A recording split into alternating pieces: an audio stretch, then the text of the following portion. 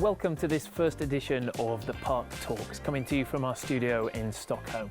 My name's Tom Feeney, and today I'll be introducing you to some of the best entrepreneurs and businesses from around our network at the park. So if you want to know who's who and what's what from the Stockholm startup and business scene, keep tuned in. Joining us today, we have Erik Lydekker, who is CEO and founder of Pluck. And then we have Zozo Hassan, who is CEO and founder of TechFusion. And joining us last today is Eric Linton, founder and head of investor relations at Navion. So if you want to learn a little bit more about those companies, keep watching.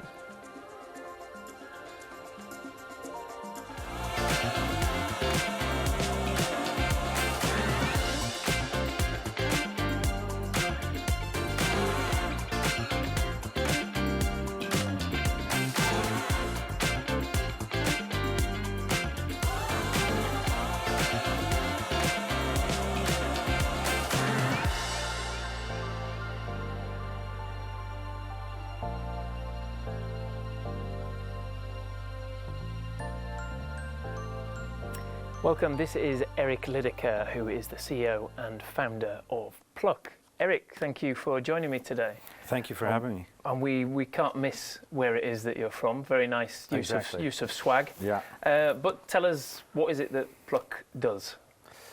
So Pluck is a blockchain-based platform that enables startups to raise capital and retail token investors to make investments into these businesses. And the underlying asset is something we called it reward-bearing tokens, in short RBT. And what these assets do is that they are pegged to the revenue stream of the startup. So they have to be post-revenue. Okay. So are you, is Pluck enabling a new way for investors to invest in startups? Correct. And we're using blockchain technology, also known as distributed technology, to do this, and it increases transparency, security, speed, and many other things. And where did this come from? Was it initially that there was, were you fed up with the existing system? Tell us how you kind of got into this. So Pluck started as a data tracking and ranking platform actually back in 2018. That evolved into what it is today, and you're absolutely right that we as a startup have been struggling with raising capital. A lot of startups I know have the same issues that we had, and we just believe that there's a massive amount of people out there that not only are greater in number, but also we utilize the wisdom of the crowd more. So it's more of, you could call it like an amalgamation between crowdfunding and more advanced programmable investments. Yeah. And investing in tokens, utilizing smart contracts, opens up a whole new world of what we call programmable investments. And does that mean then that you get a, are you opening up to anybody to be an investor in startups, or will there still be some kind of barrier to entry for sort of the average Joe? No, so we try to keep it as open as possible, and we try to be as clear and transparent with the fact that investments all entail risk and so forth. So we try to educate the communities that we have. Yeah. But basically it's open for everyone that knows how to handle a crypto wallet. Okay. Yeah. I don't think that's going to be me. So is it, what kind of, how big a market are you talking about? Do we think that there's an existing group of people here that are going to jump onto that? Where's the first customers, do you think? Or do you have your first customers? Yeah, so we have, in our case, our customers are both investors and startups or businesses that are post-revenue. And we actually made the first, what we call IPTO, which is initial public token offering, this last Friday. Congratulations. And thank you. And the first payouts and rewards are happening today. Oh, wow. So all the investors are super excited. Everything sold out under 48 hours. We never had that anticipation because of the, let's call it the crypto winter in 2022. But now everything is looking good. And I mean, over 130 countries are introducing cryptos on the central bank level. And we just think that we're moving into what we call a crypto summer, and the adoption is going to be massive starting this year. Fantastic. That sounds, with a lot of negativity about, and particularly in kind of the finance world at the moment, then it's great to hear some kind of positivity. Is there, do you feel like this is a very concrete way that people are actually using a blockchain-based fintech, if you'd let me call you that, setup? Because one of the things that people are often using as a stick to beat blockchain stuff with is it's not practical, there's no actual real world use. Does this change that? I think that currencies all over the world work the same way, whether it's fiat or crypto. It's about utility, usage, and so forth. And I think that cryptocurrencies, it will take time before they stabilize. But I think that the technology of blockchain will be utilized mostly to create stable coins, central bank coins, and so forth. But everything, you know, that we call stable is not really stable, because if you peg something to the dollar itself is pegged to something else that might not be stable. But I think that, you know, bringing the old traditional world and the new technology and trying to get the best out of two worlds, I think that's what we're trying to do. So I think it will be good. It's much better. For me as a crypto guy, it's when people talk about fiat, it's like talking about horse and wagon, and I'm driving a Tesla. I mean, just to be honest, it's massive, and the difference is massive. So in which case, who should be scared of you at the moment? Who are you gunning for?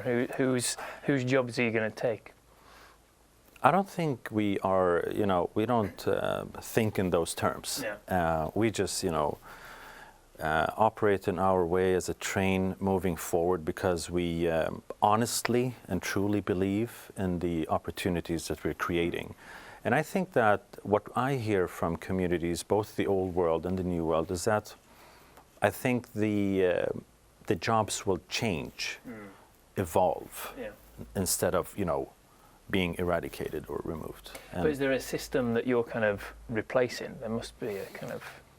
I think that, as I said, I think that we're moving into a world where, first of all, you will have multiple, you know, metaverses. So you have different realities. You will have probably hundreds or thousands of new currencies. And you will also have hundreds and perhaps thousands in the future ways of supporting growth, let's say, if that's the essence of investing in companies and innovation. So I don't think that we are directly threatening anything. We're just adding to the pile of opportunities and options. Okay, I'm going to take you back a little bit now. So you said 2018 was the first iteration of you, of Pluck. What was before that? What was Eric? I mean, it was impossible for little Eric to have managed to dream that this was what you were going to be doing in 2023. What was the initial thing that was going to be your North Star? Yeah, so I'm a natural science guy. I studied biochemistry, and I took my degree in medical biochemistry from Karolinska, and I did some cancer research, but I left because of the bureaucracy. I learned about cryptocurrencies and Bitcoin in 2009 or 10. I had a friend that gave me Bitcoin. I have no idea where they are. It's like 1,000 Bitcoins. He was working with me. You might want to try and find those. But we laughed at him at that time. This was, I mean, 13, 14 years ago. Today, I guess he's laughing. But no, so I've been in IT since, for almost 15 years, working mainly as within the field of user experience, user research, and product development in general.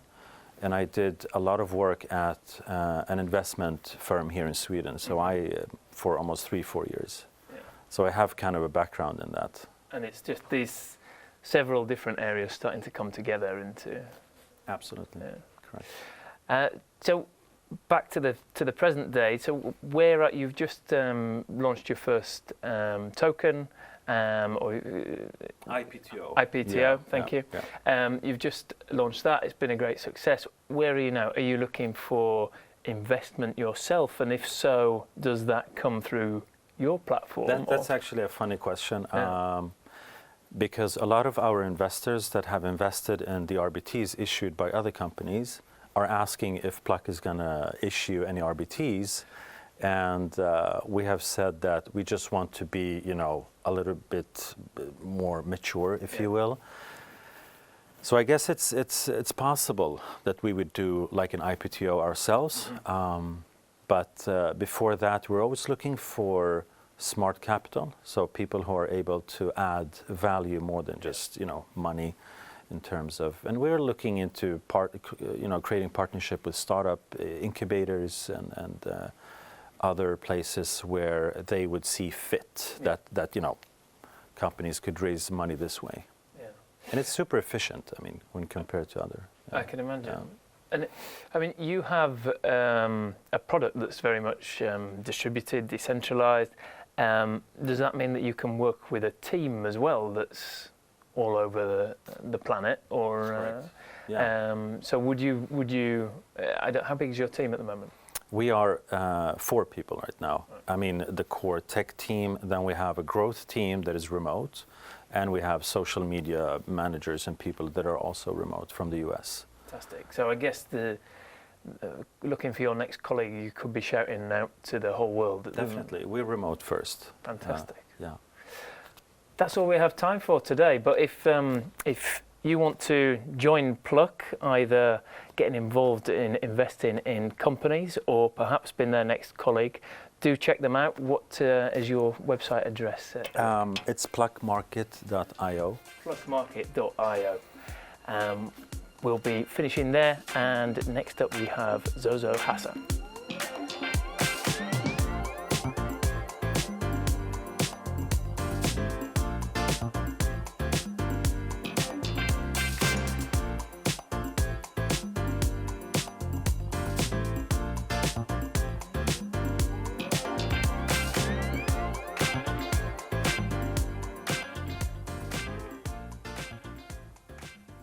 So joining me now we have Zozo Hassan, who is CEO and founder of TechVision. Zozo, thank you for joining me. Thank you, Tom. So TechVision, very, very exciting company. Could you tell me a little bit more about what you do? So TechVision works with searching, finding and recruiting engineers that have international or multicultural background already living in Sweden with the top tech companies in Sweden. Fantastic. So I guess when you're looking for new people it's a bit of a two-sided marketplace. You need people that can be an engineer, and you need people who want to hire those people.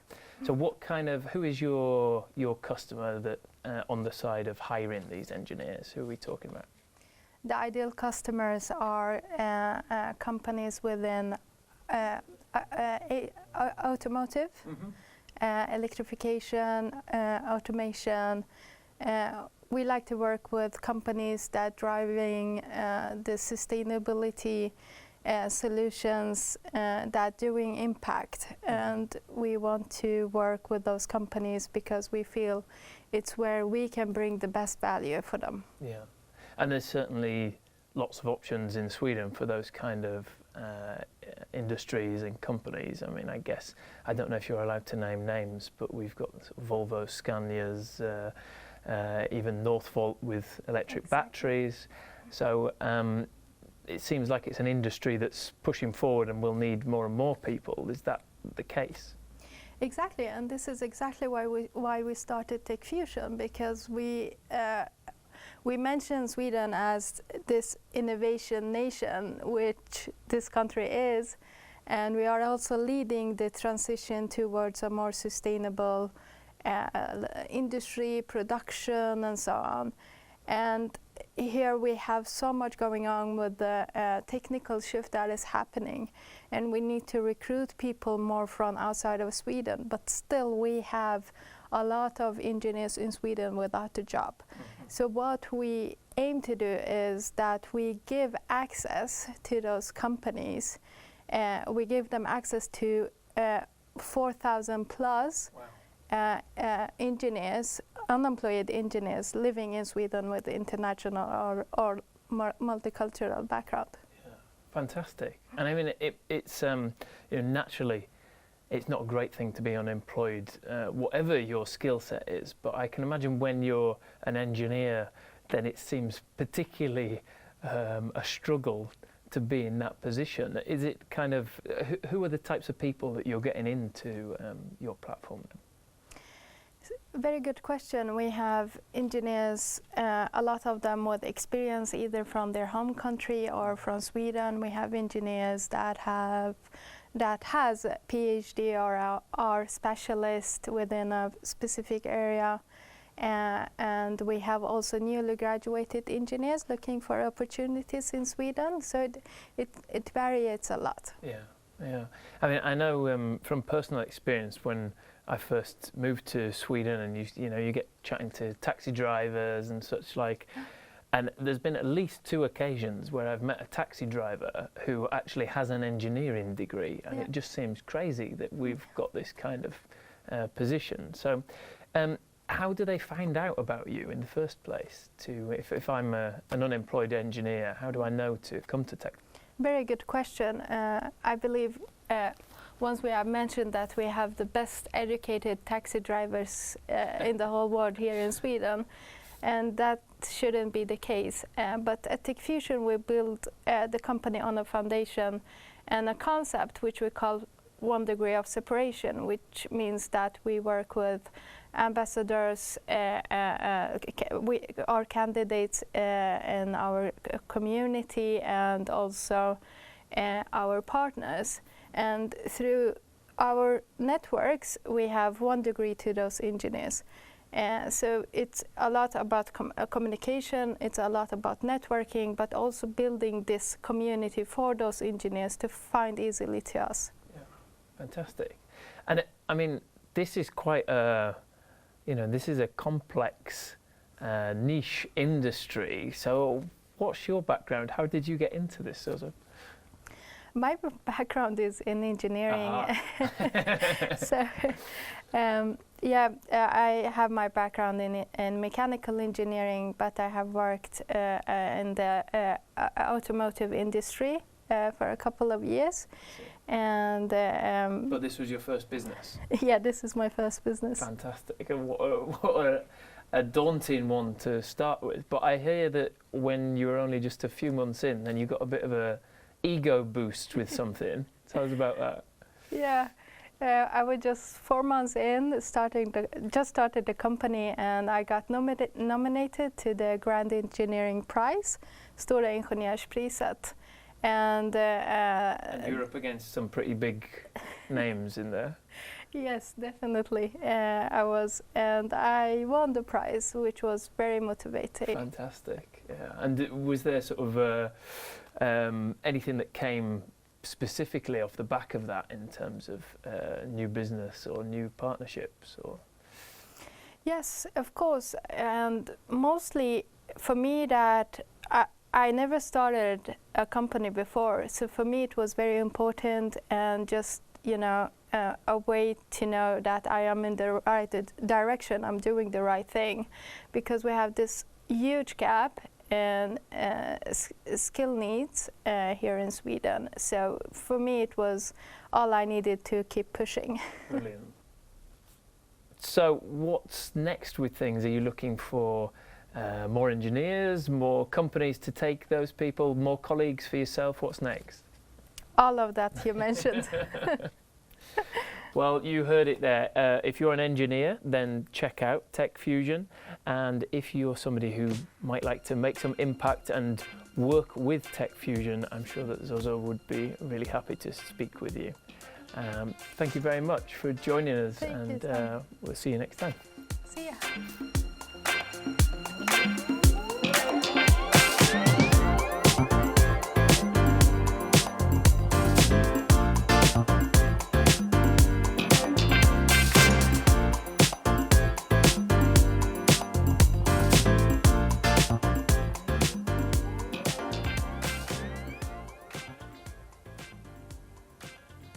And joining me now is co-founder of Navion, Eric Linton. Eric, thank you for joining me.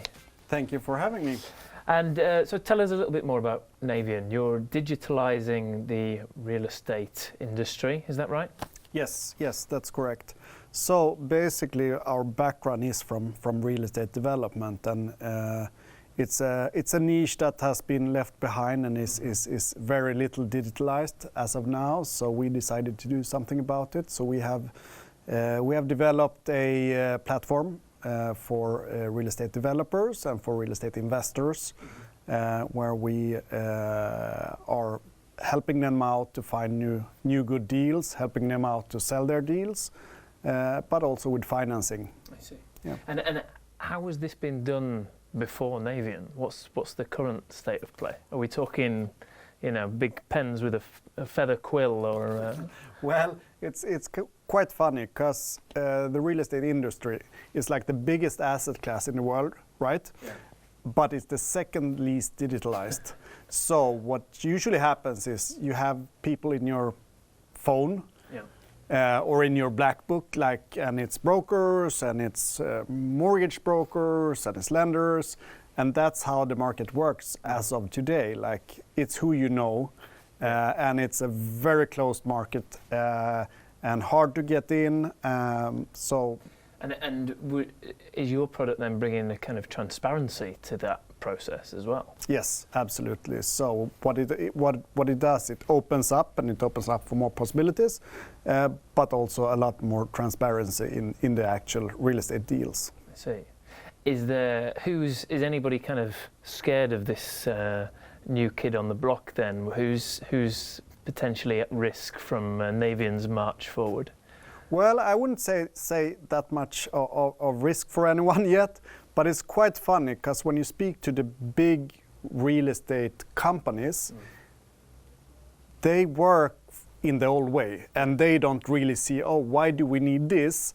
But if you look at the small and medium-sized companies that are doing this, they need to be more efficient, and especially now in the current market situation that we are in, where it's a bit more challenging with inflation and higher interest rates and so forth.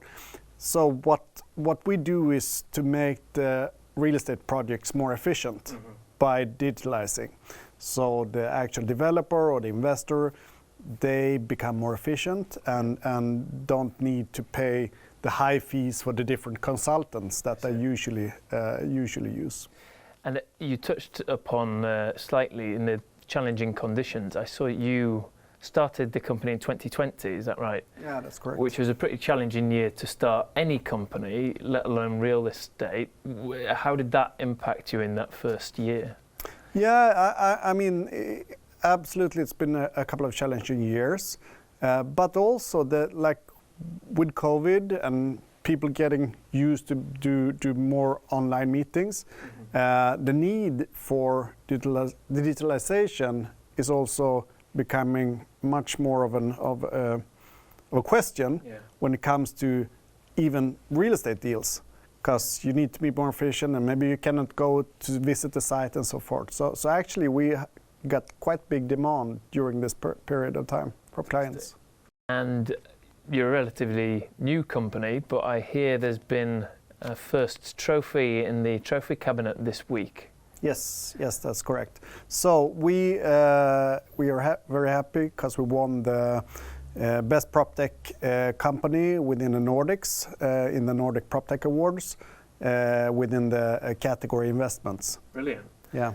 Were there any sort of big names that you fought off to win this then? Yeah, really good names. So it was 126, if I remember correctly, companies that were involved from Finland, Sweden, Denmark, Norway and Iceland. That's got to make you feel good about what you're doing and that you're on the right track. It does. I mean, it's always good. I mean, obviously we believe in our product and we know that our customers appreciate it, but it's always good to see the other peers in the industry and compare yourself to them.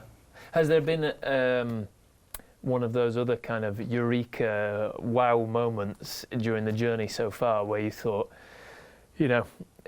okay, I think we're on to something? Yeah, I mean, It has. We were in the US, in New York, on Propel by MIPIM, PropTech event in November. Yeah. And then we got to speak to a lot of the big US VCs.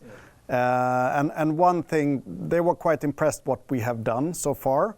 And one of the companies, the comment was, well, this is a very ambitious project, but if you solve this, this is the holy grail of real estate. And that really stuck with me, though. I can imagine, yeah. That's one that keeps coming up in the dreams in the next few days. Yes, correct. You mentioned investment. Is that where you are at the moment? Is next steps kind of trying to get more money for investment and growth, or where are you? Yeah, I mean, we've been building this platform for quite a while now. We've been self-funded up until now, but we just recently closed a round of like late seed round, 28 million at a valuation of 180 million. Wow, so that's not so bad. No, it was good, and during these market conditions, it's been a little bit tougher, but yeah, we were really happy to close that one. Really good to hear. Fantastic. So is there, if anybody's watching us today and wants to work for you, is there some positions open at the moment? Or? Yeah, during the year we're going to expand and scale up our business.